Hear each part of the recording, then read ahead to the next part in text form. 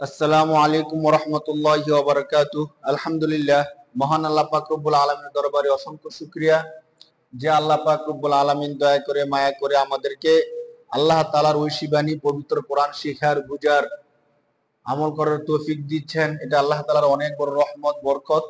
আমরা আল্লাহ তাআলার কাছে দোয়া করি আল্লাহ তাআলা যেন মৃত্যু পর্যন্ত কোরআনের সাথে থাকার, কোরআনকে বুঝার, কোরআনের উপর আমল করার তৌফিক দান করেন, আল্লাহুম্মা আমিন।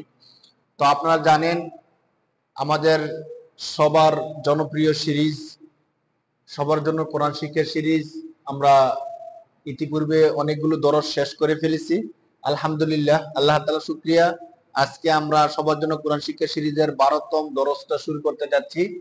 তো আজকে আমরা কোরআন শিক্ষা সিরিজের 12তম দরসটা এমন একটা আয়াত দিয়ে শুরু করব যে আয়াতটা অত্যন্ত গুরুত্বপূর্ণ।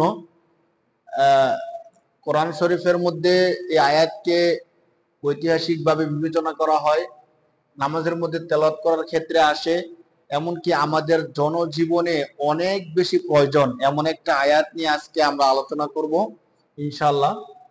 আমাদের ধারাবাহিকতার মধ্যে আমরা এই আয়াতটা নিয়ে আসবো এই জন্য, কারণ অন্য সকল আয়াতের তুলনায় এই আয়াতটা আমাদের সবচেয়ে বেশি গুরুত্বপূর্ণ। কেন গুরুত্বপূর্ণ আমরা সেই বিষয়টা আলোচনা করব।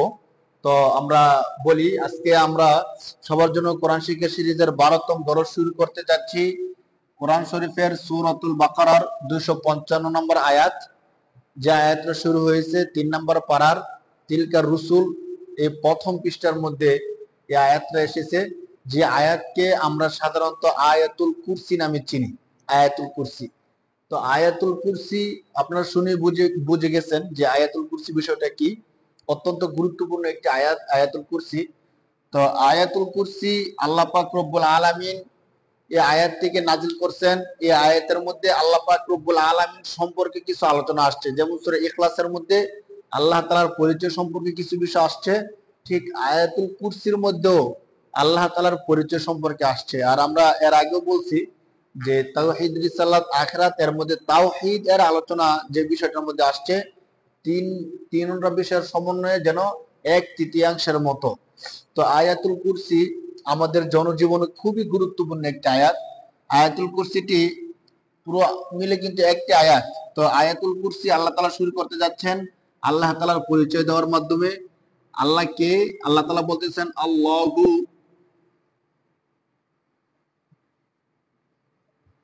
আল্লাহু লা ইলাহা ইলাহা ইল্লা হুয়াল হুয়াল হাইয়ুল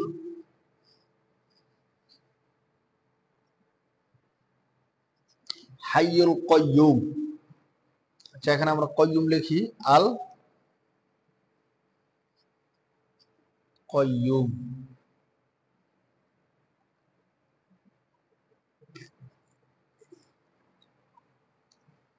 এখন দেখেন, আল্লাহু লা ইলাহা ইল্লা হুয়াল হাইয়ুল কাইয়্যুম, আল্লাহ ইসমে জাত। আমরা আমাদের পিছনে যে দরজগুলো ছিল ওই দরজগুলোর মধ্যে আমরা বিষয়টা আলোচনা করছি, যে মূলত আরবি যে পরিভাষা, আরবি ব্যাকরণের কিছু পরিভাষা, শাব্দিক বিশ্লেষণ পিছনের দরজগুলোতে আলোচনা করছি। তো আপনারা যারা আমাদের আগের দরজগুলো দেখেন না, আপনাদেরকে বলবো আগের দরজগুলো দেখবেন, তাহলে এই বিষয়গুলো বোঝা আপনাদের জন্য অনেক সহজ হয়ে যাবে। আমরা এখন আলোচনা করব আয়াতুল কুরসি নিয়ে। সর্বপ্রথম একটা কথা বলি যে আয়াতুল কুরসিকে কোরআন শরীফের সূরা বাকারার 255 নম্বর যে আয়াত, এই আয়াতকে আয়াতুল কুরসি কেন বলা হলো? একদম সহজ ভাষায়, এই আয়াতটা অত্যন্ত গুরুত্বপূর্ণ এবং বৈশিষ্ট্যমণ্ডিত। পাশাপাশি এই আয়াতের মধ্যে আল্লাহ তাআলার অনেকগুলো গুণ বর্ণনা করার সাথে সাথে একটা বিষয় এখানে আলোচনা করা হয়েছে, সিংহাসন এর সম্পর্কে। আল্লাহ তাআলা নিজে বলতেছেন ওয়াসিআ কুরসিয়ুহুস সামাওয়াতি ওয়াল আরদ। তো এখানে কুরসিয়ু যে শব্দটা আসছে আয়াতের মধ্যে, এই কুরসিয়ুন অর্থ হলো চেয়ার, সিংহাসন। ওয়াসিআ কুরসিয়ুহুস সামাওয়াতি ওয়াল আরদ, আল্লাহ তাআলার যে সিংহাসন আসমান এবং জমিন, নবমণ্ডল এবং ভূমণ্ডলকে বেষ্টন করে আছে।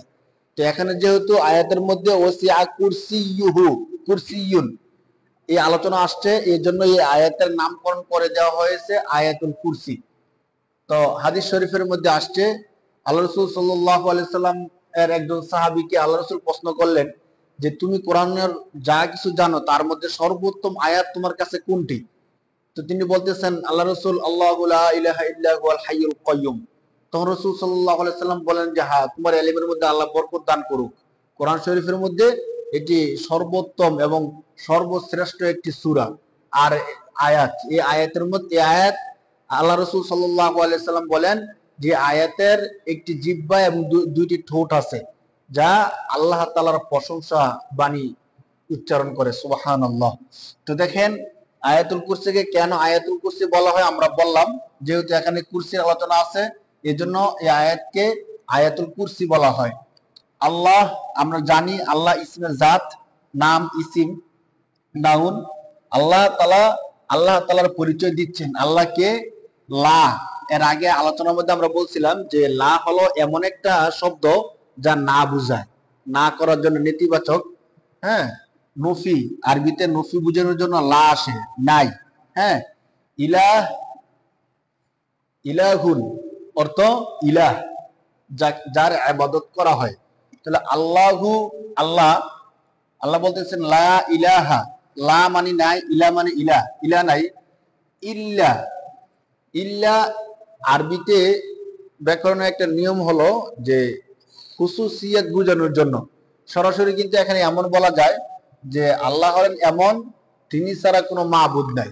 হ্যাঁ, আল্লাহু লা ইলাহা, আল্লাহ তিনি ছাড়া কোনো মাবুদ নাই। কিন্তু যখন প্রথম হাবাচক বলে পরে নাবাচক করা হয়, প্রথম নাবাচক বলে পরে হাবাচক করা হয়, যে বিশেষ খুসুসিয়াত পায়। তাহলে আল্লাহ এমন সত্তা যিনি ছাড়া কোনো ইলা নাই। ইল্লা, তবে হু, হুয়া মানে তিনি। আমরা এর আগে বলছিলাম হুয়া হলো জমির। জমির কাকে বলে? নামের পরিবর্তে যা ব্যবহার করা হয় তাকে আরবিতে জমির বলে, বাংলাতে বলা হয় সর্বনাম। হ্যাঁ, যাকে আমরা বলি নামের পরিবর্তে যা ব্যবহার হয়, ইংরেজিতে প্রনাউন বলা হয়। তাহলে আল্লাহু, আল্লাহ, লা নাই, ইলাহা ইলা, ইল্লা তবে, ইল্লা অর্থ তবে। তাহলে আল্লাহ, ইলাহ নাই, তবে হুয়া তিনি, তিনি মানে আল্লাহ। তাহলে আল্লাহর নামের পরিবর্তে এখানে হুয়া জমিটা নিয়ে আসা হয়েছে। তাহলে আল্লাহ ছাড়া ইলাহ নাই। আল্লাহ কে? তিনি হলেন এমন এক সত্তা যিনি ছাড়া আর কোনো ইলাহ নেই। তাহলে তিনি ছাড়া আর কোনো ইলাহ নাই, তিনি কেমন তার পরিচয়টা আরো দেওয়া হচ্ছে, আল হাইয়ু। হাইয়ুন অর্থ হলো চিরঞ্জীব, যিনি কখনো মৃত্যুবরণ করেন না। তো আমাদের রব তিনি হলেন এমন এক সত্তা যার কোনো মৃত্যু নাই, যিনি অবিনশ্বর, চিরঞ্জীব, সবসময় থাকবেন, যার ধ্বংস আছে, যিনি নশ্বর, যিনি ধ্বংস হয়ে যাবেন, যার শেষ আছে, তিনি ইলাহ হতে পারেন না। তাহলে আল হাইয়ু, হাইয়ু অর্থ হলো চিরঞ্জীব। আল কাইয়ুম, যিনি সবকিছুকে নিয়ন্ত্রণ করেন, নিয়ন্ত্রক, সর্বনিয়ন্ত্রক। হ্যাঁ, তাহলে আল্লাহ তিনি ছাড়া কোনো ইলাহ নাই। তিনি কেমন? তিনি হলেন আল হাইয়ু আল কাইয়ুম। আয়াতটা আমরা শুনি, আল্লাহু লা ইলাহা ইল্লা হুয়াল হাইয়ুল কাইয়ুম। আল্লাহ তাআলা প্রথম যেই শব্দের মধ্যে আল্লাহ তার পরিচয় দিচ্ছেন যে আল্লাহ হলেন এমন এক সত্তা যিনি ছাড়া কোনো ইলাহ নাই, তিনি চিরঞ্জীব এবং সবকিছুর নিয়ন্ত্রক। আল হাইয়ু অর্থ হলো চিরঞ্জীব, যিনি কখনো ধ্বংস হবেন না, যিনি কখনো মৃত্যুবরণ করেন না, করবেন না। আর আল্লাহু লা ইলাহা, লা মানে নাই, ইলাহ মানে ইলাহ, আমরা জিনিসটা বুঝি। তো এই যে আয়াতুল কুরসি আমরা শুরু করছি, আয়াতুল কুরসি ফজিলতের দিক থেকে এত গুরুত্বপূর্ণ যে অন্যান্য সূরার তুলনায় এর ফজিলতটাই ভিন্ন।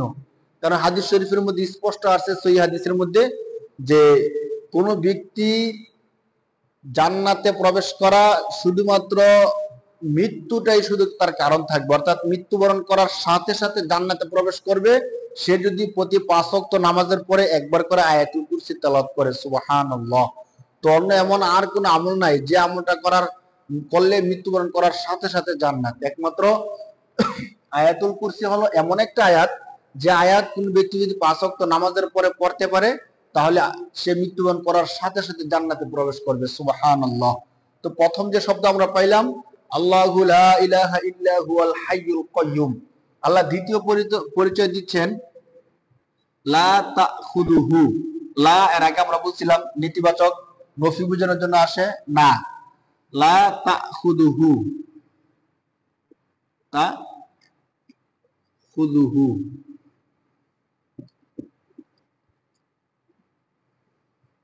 লা তাখুদুহু। আল আখদু, আখাদা ইয়াখুযু, আখযুন অর্থ ধরা, গ্রহণ করা, পাওয়া। হ্যাঁ, তাহলে তাখুয, লা তাখুযুহু সিনাতুন, এটা হলো ভার্ব, ক্রিয়া, ফেল।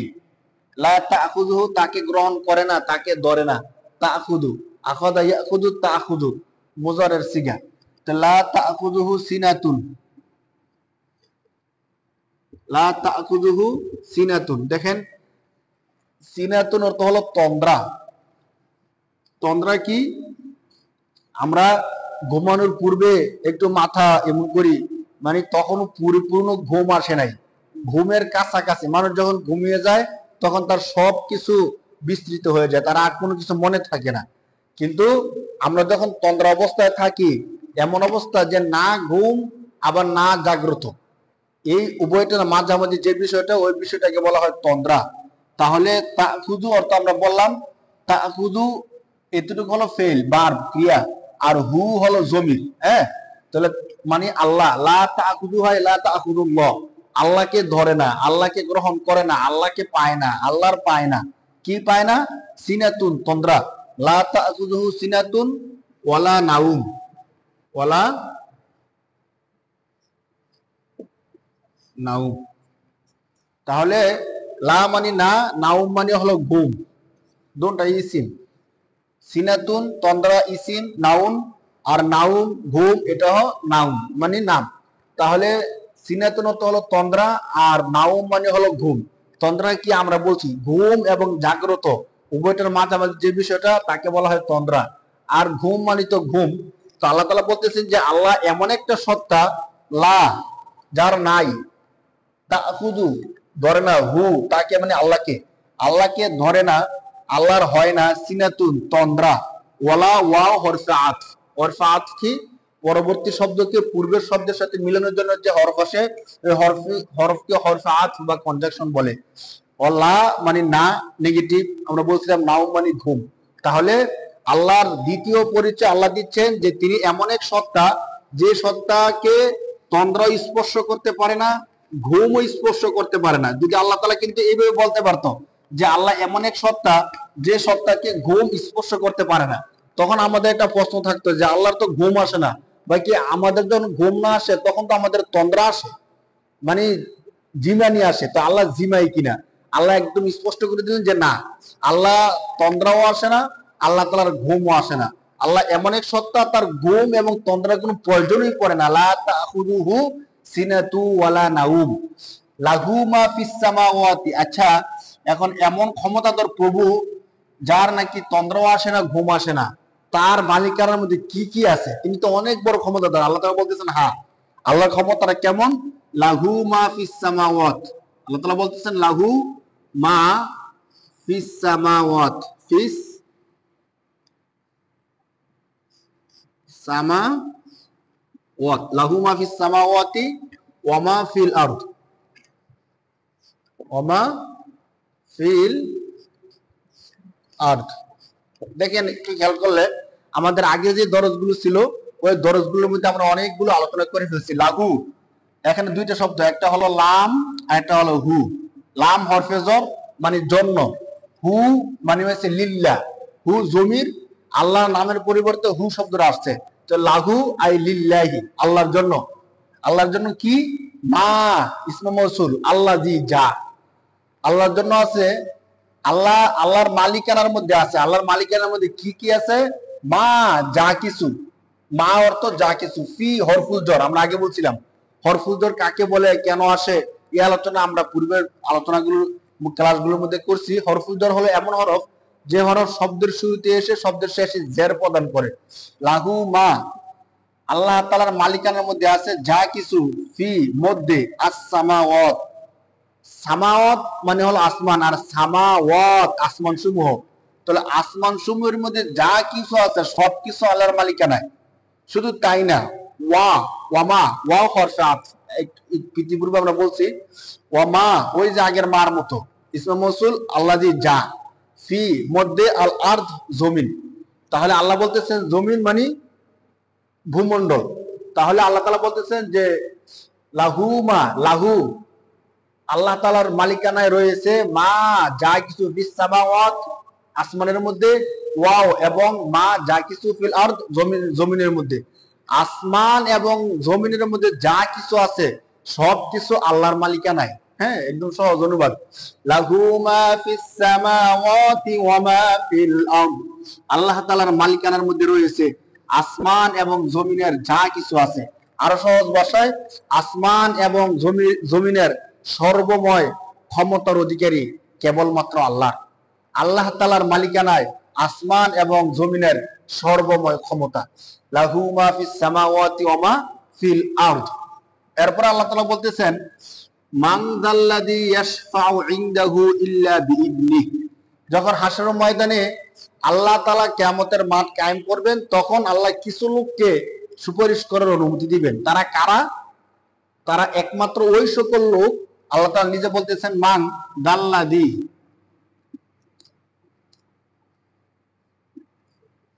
মান দাল্লাযী ইয়াশফাউ।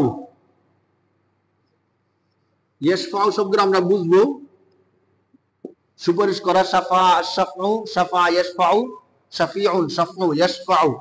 হ্যাঁ, মান দাল্লাযী ইয়াশফাউ ইনদাহু, ইনদাহু ইল্লা বিইذনিহি।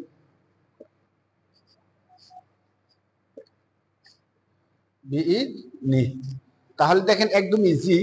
আমরা আগে বলছিলাম মান মানে হলো কে, প্রশ্ন করার জন্য আসছে ইসমুল মান, কে, যা ওয়ালা, যা ইসমুল এর অর্থ হলো ওয়ালা, কে সে ব্যক্তি, আল্লাযী যে, ইয়াশফাউ আল্লাযী মানে যে, ইয়াশফাউ শাফা ইয়াশফাউ মুজারের সিগায় সুপারিশ করবে, ইনদা মানে কাছে, ইনদা অর্থ কাছে, হু মানে হলো তার জমির। হ্যাঁ, তাহলে সে কে যে আল্লাহর কাছে সুপারিশ করবে। ইল্লা এর আগে একটু আগে মাত্র গেছিল, ইল্লা মানে তবে, ইদনুন অর্থ অনুমতি। হ্যাঁ, আল ইদনু আদিনা ইয়াদানু সামিয়া থেকে, ইদনিহি হি আবার জমির, তো ইদনিহি তার অনুমতি, তবে তার অনুমতি নিয়ে। তার অনুমতি ছাড়া কে তার কাছে সুপারিশ করতে পারবে? অর্থাৎ তার অনুমতি হলেই কেউ তার কাছে সুপারিশ করতে পারে, তার অনুমতি ছাড়া কে তার কাছে সুপারিশ করবে। মান কে, দাল্লাযী কে, কে সেই ব্যক্তি যে, ইয়াশফাউ সুপারিশ করবে, ইনদাহু তার কাছে, ইল্লা তবে, বিইذনিহি তার অনুমতি নিয়ে। অর্থাৎ তার অনুমতি নিয়ে, তার অনুমতি ছাড়া কে তার কাছে সুপারিশ করবে। এর মাফহুম হলো আল্লাহ তাআলার অনুমতি ছাড়া কেউ আল্লাহ তাআলার কাছে সুপারিশ করতে পারবে না কারোর জন্য। অনেককে আমরা মনে করি যে অমুকে অমুকের জন্য সুপারিশ করবে, অমুকে আমাকে জান্নাতে নিয়ে যাবে, অমুকে, ঠিক আছে, উসিলা থাকবে, বা আল্লাহ তাআলা যদি কাউকে অনুমতি দেন তাহলে সে সুপারিশ করতে পারবে। সূরা নাবার মধ্যে আল্লাহ তাআলা এভাবে বলছেন যে আল্লাহ তাআলা যাদেরকে অনুমতি দেন কেবলমাত্র তারাই তার কাছে সুপারিশ করতে পারবে, তিনি যাকে অনুমতি দিবেন না তারা কোনোভাবে আল্লাহর কাছে সুপারিশ করতে পারবে না।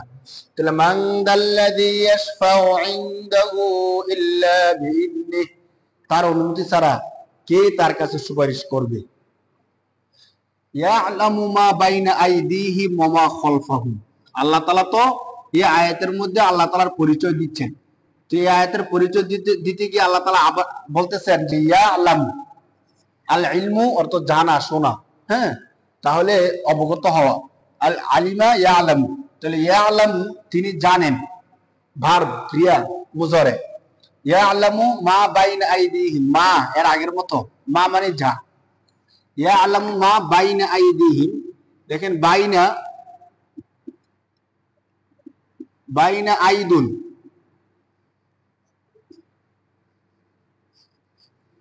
বাইনা আইদিহিম, এখানে বাইনা আইদুন মানে হলো সামনে, হিম মানে হলো তাদের, তাদের মানে আমরা যারা আছি, মানুষ যা কিছু হতে পারে। তাহলে ইয়ালামু তিনি জানেন, তিনি মানে কে? আল্লাহ। হ্যাঁ, ভার্ব ক্রিয়া মুজারের সিগা।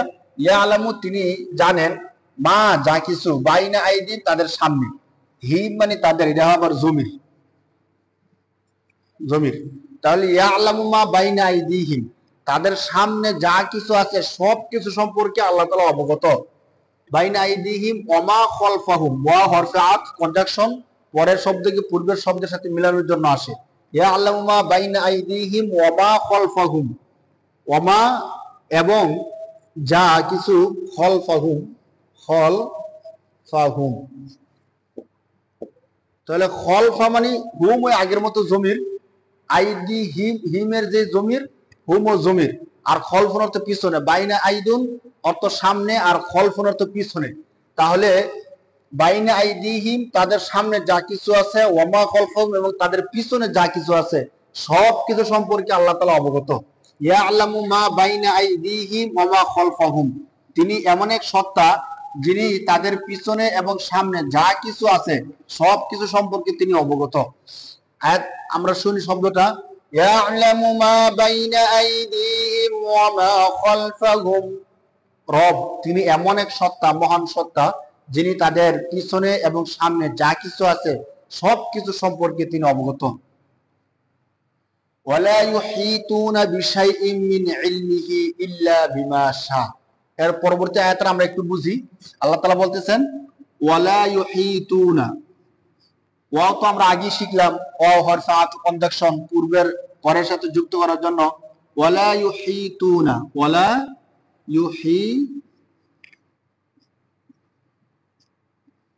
ওয়ালা ইউহিতুনা বিশাইইন, ওয়ালা ইউহিতুনা বিশাইইন মিন ইলমিহি, মিন ইলমিহি। এখানে আমরা একটা কথা বারবারই বলি যে আমাদের এইগুলো আপনাদের জন্য অনেক বেশি সহজ হয়ে যাবে যারা পূর্বের দরজগুলো দেখছেন বা শুনছেন। পূর্বের দরজগুলোর মধ্যে এখানকার অনেক বিষয় আলোচনা চলে আসছে। তাহলে আগের দরজগুলো যদি শুনে থাকেন এই বিষয়গুলো আপনাদের কাছে অনেক ইজি। ওয়ালা ইউহিতুনা বিশাইইন মিন ইলমিহি ইল্লা বিমা শা, ইল্লা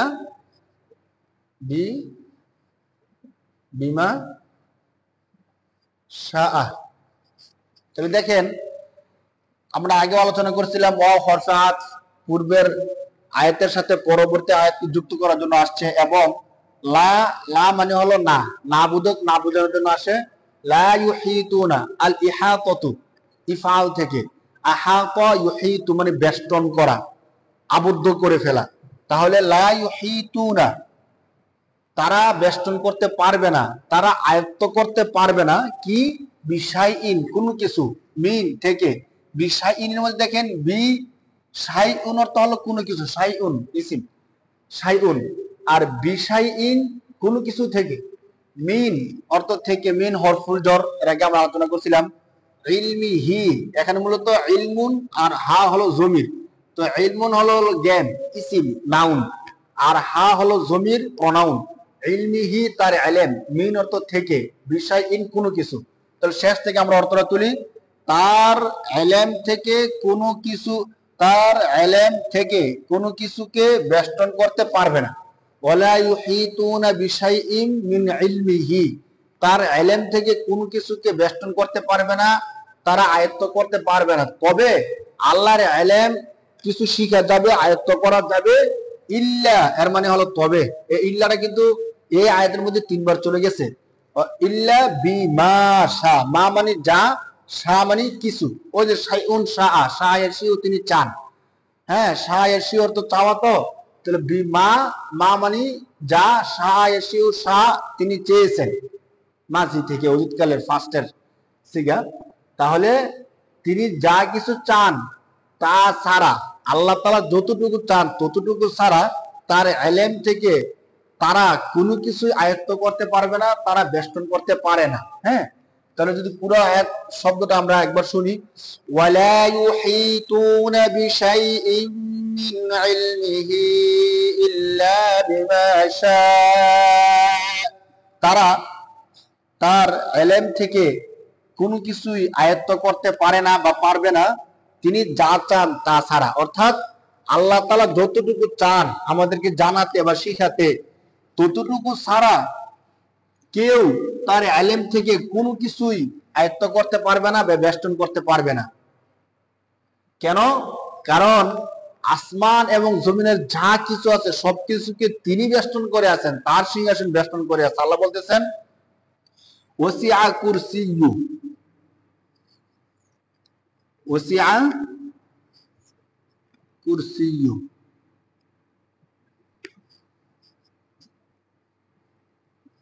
ওয়াসিআ কুরসিয়্যুহুস সামাওয়াতি ওয়াল আরদ।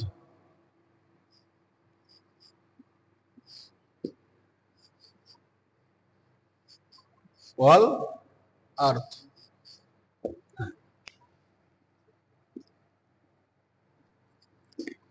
আল্লাহ বলতেছেন যে কারণ কি? কারণ হলো আল্লাহর যে সিংহাসন আছে, আল্লাহর যে কুরসিটা আছে, এই কুরসিটা সাত আসমান সাত জমিন যা কিছু আছে এই সব কিছুকে বেষ্টন করে আছে। অর্থাৎ আমরা যত ক্ষমতাধর হই না কেন আল্লাহ তাআলার ইলমের বাইরে যেতে পারবো না। কারণ আল্লাহ তাআলার পুরো ইলম, আল্লাহ তাআলার পুরো কুরসি সাত আসমান সাত জমিনকে বেষ্টন করে আছে। আল্লাহ বলতেছেন ওয়াসিআ, মানে বিস্তৃত অবস্থায় আছে। ওসিয়া বেষ্টন করে আছে, বিস্তৃত।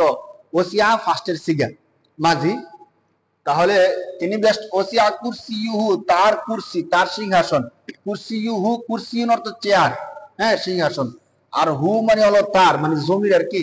আর সামাওয়াত আসমান, ওয়াল আরদ মানে জমিন। আমরা সবসময় খেয়াল রাখি। তাহলে আরদুন অর্থ জমিন, সামাওয়াত অর্থ হলো আসমান। আসমান এবং জমিন বেষ্টন করে আছে কুরসিয়ুহু, তার চেয়ার। মানে আল্লাহ তাআলার চেয়ার বা আল্লাহ তাআলার সিংহাসনটা আসমান জমিনে যা কিছু আছে সব কিছুকে বেষ্টন করে আছে। এখানে আল্লাহ তাআলা বলতেছেন ওয়াসিআ কুরসিয়ুহুস সামাওয়াতি ওয়াল আরদ, অর্থাৎ আসমান এবং জমিনে যা কিছু আছে সব কিছু তার কুরসি বেষ্টন করে আছে। ওয়াসিআ কুরসিয়ুহুস সামাওয়াতি ওয়াল আরদ ওয়ালা ইয়াউদুহু হিফযুহুমা। আল্লাহ তাআলা পরবর্তীতে আল্লাহর পরিচয় দিতে গিয়ে বলতেছেন যে তোমরা কল্পনা করতেছো যে আসমান জমিনের সবকিছু বেষ্টন করে আছে, আসমান জমিনে যা কিছু আছে, ইয়ালামু মা বাইনা আইদিহিম ওয়া খালফাহুম, সবকিছু আল্লাহ তাআলা জানেন। তো এত কিছু জানতে গিয়ে কি আল্লাহ ক্লান্ত হয়ে যায় না? আমরা তো ছোট্ট ছোট্ট দু একটা সূরা মুখস্থ করতে গিয়ে ক্লান্ত হয়ে যাই। তো আল্লাহ কি এই সব কিছু জানতে গিয়ে ক্লান্ত হন না? আল্লাহ বলেন যে না, ওয়ালা ইয়াউদুহু, ওয়ালা ইয়াউদুহু হিফযুহুমা।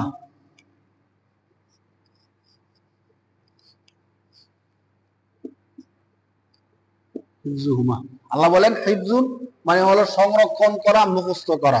হ্যাঁ, তাহলে হুমা মানে হলো আসমান এবং জমিন। আসমান এবং জমিনের সব কিছুকে সংরক্ষণ করতে গিয়ে লা ইয়াউদ, আল আউদ আদা ইয়াউদু, লা মানে না, লা ইয়াউদু হু, হু মানে আল্লাহ, জমির। হ্যাঁ, তাহলে আল্লাহ ক্লান্ত হন না এবং তিনি ক্লান্ত, তিনি মানে হলেন আল্লাহ। তাহলে আল্লাহ ক্লান্ত হন না হিফজু, সংরক্ষণ করতে, হুমা আসমান এবং জমিন। আসমান এবং জমিনের সর্বময় নিয়ন্ত্রণ করতে অথবা সবকিছুকে তিনি আয়ত্তে রাখতে গিয়ে, সংরক্ষণ করতে গিয়ে তিনি ক্লান্ত হন না। ওয়ালা ইয়াউদুহু হিফযুহুমা। আল্লাহ এত মহান ক্ষমতার অধিকারী, এত মহান, এত তিনি হাইয়ুল কাইয়ুম এবং সবকিছু নিয়ন্ত্রণ, যে তিনি আসমান জমিনের সবকিছুকে নিয়ন্ত্রণ করতে গিয়ে, কন্ট্রোল করতে গিয়ে, সংরক্ষণ করতে গিয়ে তিনি ক্লান্ত হন না। ওয়ালা ইয়াউদুহু হিফযুহুমা। সর্বশেষ আল্লাহ বলতেছেন তিনি হলেন এমন সত্তা, ওহুয়াল আলিয়্যুল আযীম।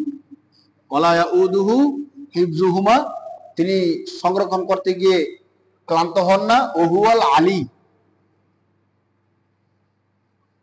কারণ তিনি ক্লান্ত কেন হন না? তিনি ক্লান্ত কেন হবেন? তিনি তো আলিয়ুল আযীম, আলিয়ুন, আলা ইয়ালু, অতি উঁচু, অতি মহান। তাহলে আল আলিয়ু মানে যিনি অতি উঁচু, সর্বোচ্চ যার মান, ওহুয়াল আলিয়ুল আযীম। আর আজিম অর্থ তো আমরা জানি, আজিম অর্থ মহান। মহান কিছুকে বোঝানোর জন্য আজিম বলা হয়। তাহলে আজিম, মহান। তাহলে তিনি এখন আমরা একটু বিশ্লেষণটা দেখি।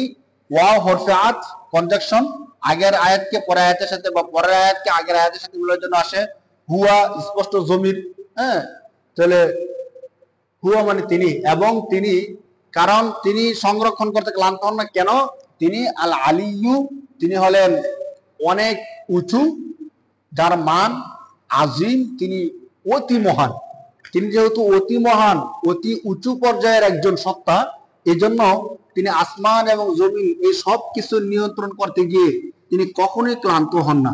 এতটুকুর মধ্যে আয়াতুল কুরসিটা শেষ করে ফেলছেন। ওয়ালা ইয়াউদুহু হিফযুহুমা, আসমান এবং জমিনের সংরক্ষণ করতে গিয়ে তিনি কখনোই ক্লান্ত হন না, কারণ ওহুয়াল আলিয়্যুল আযীম, এবং তিনি অতি উঁচু, তার মর্যাদা অতি মহান, এজন্য তিনি ক্লান্ত হন না। তো এই একটা আয়াতের মধ্যে আল্লাহ তাআলা তার সম্পূর্ণ পরিচয়টা তুলে ধরেছেন। আমরা যদি আয়াতটা একবার শুনি, আল্লাহু লা ইলাহা ইল্লা হুয়াল হাইয়ুল কাইয়্যুম লা তাখুযুহু সিনাতুন ওয়ালা নাওম লাহু মা ফিস সামাওয়াতি ওয়া মা ফিল আরদ মান যাল্লাযী ইয়াশফাউ ইনদাহু ইল্লা বিইذনিহি ইয়া'লামু মা বাইনা আইদিহিম ওয়া মা খালফাহুম ولا يحيطون بشيء من علمه إلا بما شاء وسع كرسيه السماوات والأرض ولا يؤوده حفظهما وهو العلي العظيم। এ হলো আমাদের আয়াতুল কুরসি। আয়াতুল কুরসি সম্পর্কে আপনাদেরকে সবচেয়ে গুরুত্বপূর্ণ যে বিষয়টা বলবো সেটা হলো, হাদিস শরীফের মধ্যে আসছে, রাসূল সাল্লাল্লাহু আলাইহি সাল্লাম বলেন, কোন ব্যক্তি যদি ঘুমানোর পূর্বে আয়াতুল কুরসি পাঠ করে ঘুমায়, আল্লাহ তাআলা ওই ব্যক্তিকে ঘুমের মধ্যে সংরক্ষণ করার জন্য, হেফাজত করার জন্য একজন ফেরেশতা নিয়োজিত করেন, যে ফেরেশতা সারা রাত ওই ব্যক্তির সাথে থাকে। সুবহানাল্লাহ। তাহলে আপনি কত সৌভাগ্যবান আমি আর আপনি যে আয়াতুল কুরসি তেলাওয়াত করব, আর আল্লাহর পক্ষ থেকে আমাদেরকে ঘাট দেওয়ার জন্য একজন ফেরেশতা নিয়োজিত থাকবো। আরো সবচেয়ে বড় বিষয় হলো, আমরা অনেক সময় অনেক কিছু হারিয়ে ফেলি, বা অনেক চোর ডাকাত সন্ত্রাস ইত্যাদির ভয় থাকে। অভিজ্ঞতার বিষয় হলো, আপনি যদি কোনো সম্পদ, কোনো মাল বা গুরুত্বপূর্ণ কোনো জিনিস আপনার চুরি হয়ে যাওয়ার সম্ভাবনা থাকে, আপনি সেখানে আয়াতুল কুরসি পরে ফু দিয়ে রাখবেন, তাহলে দেখবেন ইনশাআল্লাহ আপনার জিনিসটা হারাবে না। সর্বোপরি কারো যদি কোনো অসুস্থতা, রোগ, বালা মুসিবত দেখা দেয়, তাহলে আয়াতুল কুরসি পরে যদি পানির মধ্যে ফু দিয়ে পানিটা পান করে ইখলাসের সাথে, আল্লাহ তাআলা তাকে রোগ থেকে শিফা দিয়ে দেন। সর্বশেষ আপনাদেরকে হাদিস থেকে একটা গল্প শোনাই। আল্লাহ রাসূল সাল্লাল্লাহু আলাইহি সাল্লামের সময়কালীন আল্লাহ রাসূল সাল্লাল্লাহু আলাইহি সাল্লাম আবু হুরায়রা রাদিয়াল্লাহু তাআলা আনহুকে বাইতুল মালের খাদ্যদ্রব্য সংরক্ষণের দায়িত্ব দিয়েছিলেন। তো প্রতিদিন কিছু না কিছু জিনিস চুরি হয়ে যায়। আল্লাহ রাসূল সাল্লাল্লাহু আলাইহি সাল্লাম বললেন যে, তোমার এখান থেকে চুরি হয়ে যায় কেন? আবু হুরায়রা রাদিয়াল্লাহু তাআলা আনহু বলেন, ঠিক আছে আল্লাহ রাসূল, আমি আজকে থেকে পাহারা দিব, কে চুরি করে। তো আবু হুরায়রা রাদিয়াল্লাহু তাআলা আনহু পাহারা দিচ্ছিলেন, এমন সময় দেখলেন যে একজন গরিব জীর্ণশীর্ণ লোক আসলো এবং খাবার থেকে অনেকগুলো খাবার নিয়ে যাচ্ছে। আবু হুরায়রা রাদিয়াল্লাহু তাআলা আনহু তাকে, চোরকে ধরলো। ধরার পরে চোর কাকুতি মিনতি করলো যে, আমি অনেক গরিব মানুষ, অসহায় মানুষ, আমি খাইতে পাই না, আমাকে মাফ করে দাও। আবু হুরায়রা রাদিয়াল্লাহু তাআলা আনহুর দয়া হলো, তিনি ক্ষমা করে দিলেন। সহিহ হাদিসের মধ্যে এই গল্পটা আসছে। আল্লাহ রাসূল বললেন, কি আবু হুরায়রা, তোমার চোরের কি খবর? তো বললো যে, আল্লাহ রাসূল, সে তো আসছিল, অনেক কাকুতি মিনতি করছে, গরিব মানুষ, আমার মায়া লাগছে, ছেড়ে দিছে। তো আল্লাহ রাসূল বললেন, আচ্ছা ঠিক আছে, দেখবো পরের দিনে চোরটা আসতে পারে। আবু হুরায়রা রাদিয়াল্লাহু তাআলা পরের দিন আবার পাহারা দিচ্ছিলেন, ঠিক ওই সময় আবার চোরটা আসলো এবং খাবার দাবার নিয়ে পালিয়ে যাচ্ছে। আবু হুরায়রা রাদিয়াল্লাহু তাআলা তাকে ধরলো। ধরার পরে বললো যে, তুমি বলছো আর আসবা না, আজকে আবার আসলা। তো সে আবার কাকুতি মিনতি করে ক্ষমা চাইলো যে, আমাকে ক্ষমা করে দেন, আমি গরিব মানুষ, খাইতে পাই না। আবু হুরায়রা রাদিয়াল্লাহু তাআলা আনহুর মায়া হলো, তিনি আজকেও ক্ষমা করে দিলেন। পরের দিন সকালবেলা রাসূলুল্লাহ জিজ্ঞেস করলেন, কি আবু হুরায়রা, তোমার চোরের কি খবর? তো বলল, আল্লাহ রাসূল, আজকেও সে এত বেশি কাকুতি মিনতি করছে, আমার মায়া লাগছে, আমি ক্ষমা করে দিছি। তো আল্লাহ রাসূল বললেন যে, ঠিক আছে, দেখবা আজকেও সে আবার আসবে। তো ঠিক আবার যখন পাহারা দেওয়া শুরু করলো, সত্যি সত্যি এই চোর আবার আসলো। তো আবার আসার পরে আবু হুরায়রা রাদিয়াল্লাহু তাআলা এবার ধরলেন, ধরে বলেন যে, এবার তোমাকে আর ক্ষমা করবো না, শেষ। তোমাকে আমি দুইবার ক্ষমা করছি, এইবার তোমাকে আমি আর ক্ষমা করবো না, তোমাকে ধরবো, এখন রাসূলের দরবারে নিয়ে গিয়ে তোমার শাস্তি দিন। তো চোর বলতেছে, শোনেন, আপনি তো আমাকে ক্ষমা করবেন না, আমি জানি, বাকি আমি আপনাকে এমন একটা জ্ঞান বা এলেম শিক্ষা দিব যে এলেম সম্পর্কে আপনি জানেন না। আপনি কি চান? যদি আপনাকে আমাকে ছেড়ে দেন, আমি আপনাকে একটা এমন একটা গুরুত্বপূর্ণ জ্ঞান শিক্ষা দিব যে জ্ঞানটা আপনার দরকার হবে, কিন্তু আপনি জানেন না এই জ্ঞানটা। তো আবু হুরায়রা রাদিয়াল্লাহু তাআলা আনহু, আমরা জানি তিনি এলেমের প্রেমিক ছিলেন, অনেক বেশি জ্ঞান অর্জন করার তার চাহিদা ছিল, যার কারণে দেখবেন যে একমাত্র আবু হুরায়রা রাদিয়াল্লাহু তাআলা আনহু থেকে সবচেয়ে বেশি হাদিস বর্ণিত আছে, আর কোন সাহাবী থেকে এত বেশি হাদিস বর্ণিত নাই।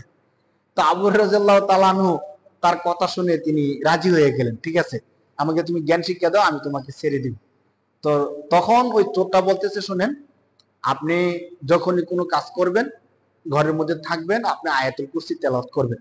যদি আয়াতুল কুরসি তেলাওয়াত করেন, তাহলে শয়তানের প্রভাব আপনার উপর পড়বে না, হ্যাঁ, এবং শয়তান আপনার ঘরে প্রবেশ করতে পারবে না। এখান থেকে হাদিসটা আসছে যে কোন ঘরের মধ্যে যদি আয়াতুল কুরসি তেলাওয়াত করা হয়, ওই ঘরের মধ্যে শয়তানের প্রভাব থাকে না, শয়তান থাকে না। তো এই এলেম শিখে আবু হুরায়রা রাদিয়াল্লাহু তাআলা আনহু তাকে ছেড়ে দিল। যখন সকালবেলা রসুলের দরবারে আসলো, রসুল সাল্লাল্লাহু আলাইহি সাল্লাম বললেন, কি আবু হুরায়রা, তোমার চোরের কি খবর? আবু হুরায়রা রাদিয়াল্লাহু তাআলা বলেন যে, রাসূলুল্লাহ, সে তো আমাকে একটা জ্ঞান শিক্ষা দিছে, জ্ঞান শিক্ষা দেওয়ার কারণে আমি তাকে ছেড়ে দিছি। আল্লাহ রাসূল জিজ্ঞেস করলেন, কি জ্ঞান শিক্ষা দিছে? তো তিনি বললেন যে, আল্লাহ রাসূল এমন এমন সে বলছে, আয়াতুল কুরসি তেলাওয়াত করলে, পাঠ করলে শয়তান তার দ্বার কাছে যায় না, অর্থাৎ শয়তানের প্রভাব থেকে বেঁচে থাকা যায়। তো আল্লাহ রাসূল বলছে, হুয়া সাদুকুন সদাকা ও হুয়া কাযুবুন, সে সত্য কথা বলছে যদিও সে মিথ্যাবাদী। এ কেমন কথা না, মানে সে এই কথাটা বলছে সত্য, যদিও সে বাস্তবে কি, মিথ্যাবাদী। তো আবু হুরায়রা রাদিয়াল্লাহু তাআলা জিজ্ঞেস করেন, মানে কি? তো বলছে, তুমি কি জানো তোমার এই চোরটা কি?